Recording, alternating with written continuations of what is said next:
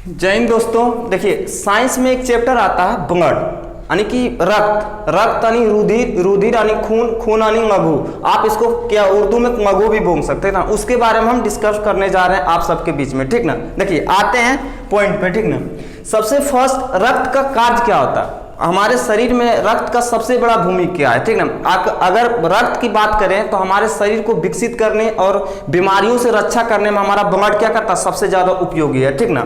देखिए रक्त के अध्ययन को क्या कहते हैं, रक्त के अध्ययन को क्या कहते हैं, स्टडी ऑफ ब्लड क्या है, यानी कि रक्त के अध्ययन को क्या कहते हैं, हेमेटोलॉजी। लेकिन एक बात याद रखिएगा, त्वचा का अध्ययन को डेमेटोलॉजी और रक्त के अध्ययन को क्या कहते हैं, हेमेटोलॉजी, ठीक ना। तो यहाँ से दो क्वेश्चन बना। नेक्स्ट पॉइंट क्या आता है कि रक्त क्या है, रक्त एक रुधिर है। रक्त यानी कि तरंग संयोजी ऊतक है। आप कह सकते हैं लिक्विड फॉर्म में क्या होता है, ये तरंग संयोजी ऊतक यानी कि कनेक्टिव टिश्यू है। इसको संवहनीय ऊतक भी कहते हैं, ठीक ना। ग्रुप डी में पूछा गया कि रक्त क्या है। आप क्वेश्चन अगर मारते होंगे सेट तो 100% आप जानते होंगे कि रक्त के बारे में पूछा गया।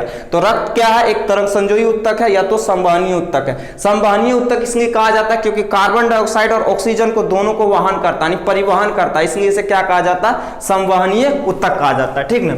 नेक्स्ट पॉइंट क्या आता है कि इसका पीएच मान क्या होता है। देखिए रक्त का पीएच मान क्या होता है, रक्त का पीएच मान 7.4 होता है। रक्त का पीएच मान कितना होता है, 7.4 होता है। 7.44 कहने का अर्थ होता है कि क्षारीय होता है। कैसा होता है, क्षारीय। देखिए कोई भी पीएच मान आपको बता दिया गया है पीछे वीडियो में, जब पीएच मान का वीडियो हम डाले थे तो उस पर आपको बता दिए, डिस्क्रिप्शन में लिंक दिया है, आप देख लीजिए। बहुत ही फनी वीडियो है। अगर उस वीडियो को आप देखते हैं ना तो कंफर्म बताते पीएच मान आपको हर पदार्थ का पीएच आपको याद हो जाएगा, ठीक ना।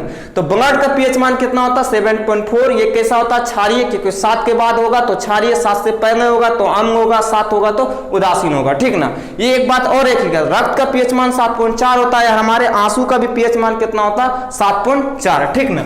नेक्स्ट पॉइंट आता है कि मानव के शरीर में कितना लीटर ब्लड होता है, तो 5.5 लीटर ब्लड होता है। 5.5 लीटर पुरुष में होता है और महिला यानी कि फीमेल कैंडिडेट में कितना होता है, 5 लीटर, यानी कि हाफ लीटर ब्लड उसमें क्या होता है, कम होता है, ठीक ना। उसके बाद क्या है कि इसका निर्माण कहाँ होता है, ब्लड का निर्माण कहाँ होता है सर जी, तो ब्लड का निर्माण अस्थि मज्जा में होता है। हमारे बोन मेरो जो है, हड्डी के अंदर आप जब देखिएगा उसको तो बोन मेरो होता है, कि मत कहने का तो उसमें थोड़ा सा लिक्विड टाइप का होगा, गोलाकार अंडाकार रेड टाइप का, वही हमारा बोन मेरो है, उसी में हमारा क्या करता है, ब्लड का निर्माण होता है, ठीक ना। अब एक बात और बताइए, जब कोई माँ के पेट में बच्चा बनता है उस समय उसका ब्लड कहाँ बनता है, तो देखिए जब कोई बच्चा माँ के पेट में होता है ना तो उसका ब्लड उसके भ्रूण में बनता है, भ्रूण के जो मेसोडर्म होता है ना उसमें बनता है। तो बच्चों में कहाँ बनता है, मेसोडर्म में बनता है। ये लीवर के भ्रूण ये तो कहें तो मेसोडर्म, ठीक ना।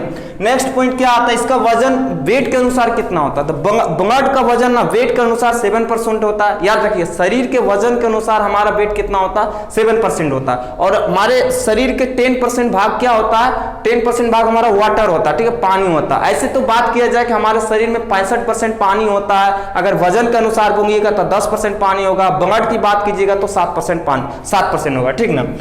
नेक्स्ट क्वेश्चन आता है कि स्टोर कहाँ होता है, ब्लड हमारा स्टोर कहाँ होता है, स्प्लीन यानी पंगहा में होता है, ठीक ना।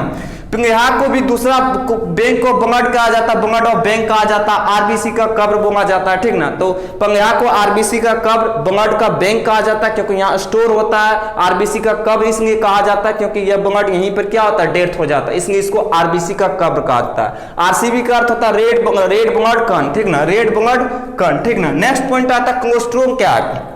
देखिए हमारे शरीर में ना कोलेस्ट्रॉल की मात्रा अगर 200 ग्राम डेसीलीटर से ज्यादा अगर हो गया तो आपको हार्ट अटैक की खतरा हो सकती है। जब हार्ट में हमारा कोलेस्ट्रॉल क्या करता है, स्टोर हो जाता ना तो हार्ट अटैक की खतरा बन जाती है, जिससे कारण हमारा क्या था, डेथ भी होने की संभावना हो जाती है। अधिकतर आदमी के जब शरीर में कोलेस्ट्रॉल 200 डेसीलीटर से ज्यादा, 200 ग्राम डेसीलीटर से ज्यादा अगर स्टोर हो गया ना तो उनका हार्ट अटैक होना तय है, ठीक ना, ठीक ना। अगला पॉइंट क्या है कि हीमोग्लोबिन, हमारे शरीर में ना हीमोग्लोबिन का क्या कार्य। देखिए हमारे शरीर में रक्त यानी ब्लड के अंदर जो रेड टाइप का ब्लड होता है उसका कारण है कि हीमोग्लोबिन, क्योंकि हीमोग्लोबिन में एक हीम नामक रंजक पाया जाता है जिसके कारण क्या होता है, ब्लड रेड होता है, ठीक ना। हीमोग्लोबिन में कौन ऐसा तत्व पाया जाता है, तो लोहा नामक तत्व पाया जाता है। आपसे पूछा जाए कि हीमोग्लोबिन में कौन सा एलिमेंट पाया जाता है तो आप बताइएगा आयरन, ठीक ना, आयरन पाया जाता है। तो आपको पूछा जाता है ये भी क्वेश्चन कि आयरन की कमी से कौन सा रोग हो जाता है, तो एनीमिया रोग हो जाता है। हीमोग्लोबिन की कमी से कौन सा हो जाता है, एनीमिया रोग हो जाता है। और उसके बाद पूछा जाता है इसी को एनीमिया को क्या बोलते हैं, दूसरा नाम इसको रक्तमत्ता रोग बोलते हैं, ठीक ना, तो याद रखिएगा। नेक्स्ट पॉइंट क्या है, रक्त परिसंचरण तंत्र का खोज किसने किया, यानी कि ब्लड का सर्कुलेट होता है हमारे बॉडी में, ब्लड क्या होता है, सर्कुलेट होता है, यानी कि परिवहन करता है, इसकी खोज किसने की थी, तो बिंगियम नामक हार्वे एक वैज्ञानिक था जिसने कि रक्त परिसंचरण तंत्र की खोज की थी, ठीक ना। तो यहाँ से खोज से आपका कंप्लीट हो गया। नेक्स्ट पॉइंट आता है कि आयतन के हिसाब से हमारा ब्लड कितना होता है। देखिए आयतन के हिसाब से रक्त हमारे शरीर में 45% होता है और 55% क्या होता है, प्लाज्मा होता है। प्लाज्मा एक चिपचिपा पीले रंग का द्रव होता है जो कि ये भी क्षारीय होता है, ठीक ना, पीला टाइप का होता है, ठीक ना।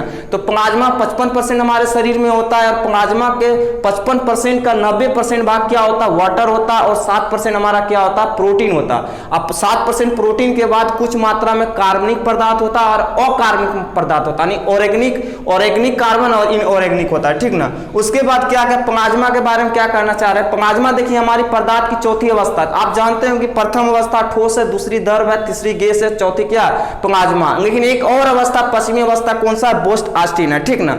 जय हिंद जय भारत।